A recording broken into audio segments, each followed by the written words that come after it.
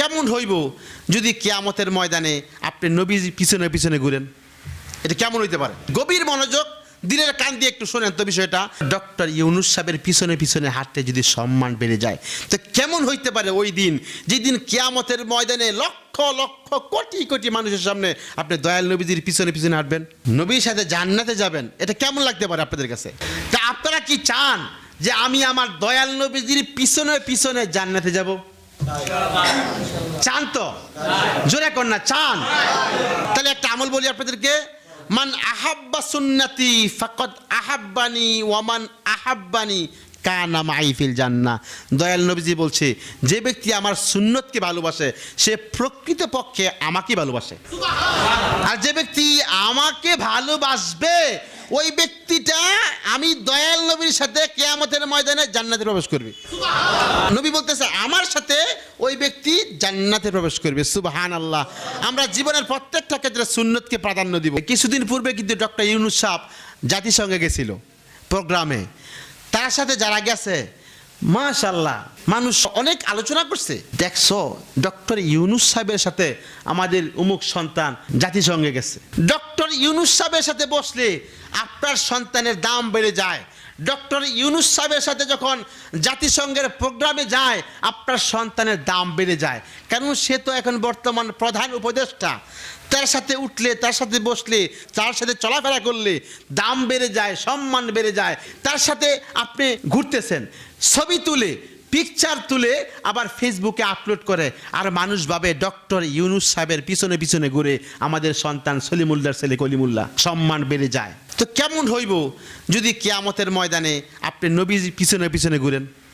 এটা কেমন হইতে পারে? গভীর মনোযোগ দিলের কান দিয়ে একটু শোনেন তো বিষয়টা, যে ডক্টর ইউনূস সাহেবের পিছনে পিছনে ঘুরলে সম্মান বেড়ে যায়। তো কিয়ামতের ময়দানে যেদিন আমাদের পেয়ারে হাবিব মুহাম্মদ সাল্লাল্লাহু আলাইহি সাল্লাম ছাড়া জান্নাতের দরজাই খুলবে না। আদম সফিউল্লাহ জান্নাতে গেল, না না দরজা খোলা হবে না। ইব্রাহিম খলিলুল্লাহ, না দরজা খোলা হবে না। ইসমাইল জবিহুল্লাহ, না দরজা খোলা হবে না।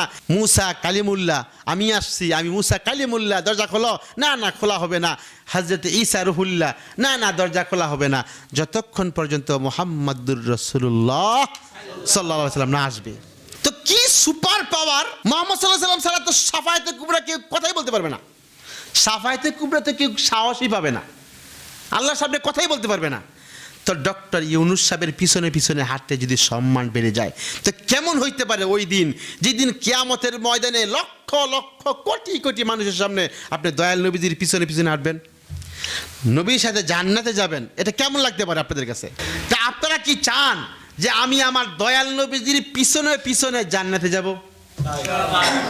চান তো? জোরে কর না, চান? দয়াল নবীর সাথে জান্নাতে যেতে চান? তাহলে একটা আমল বলি আপনাদেরকে। মান আহাব্বা সুন্নতি ফাকাদ আহাব্বানি ওয়া মান আহাব্বানি কানা মাই ফিল জান্নাহ।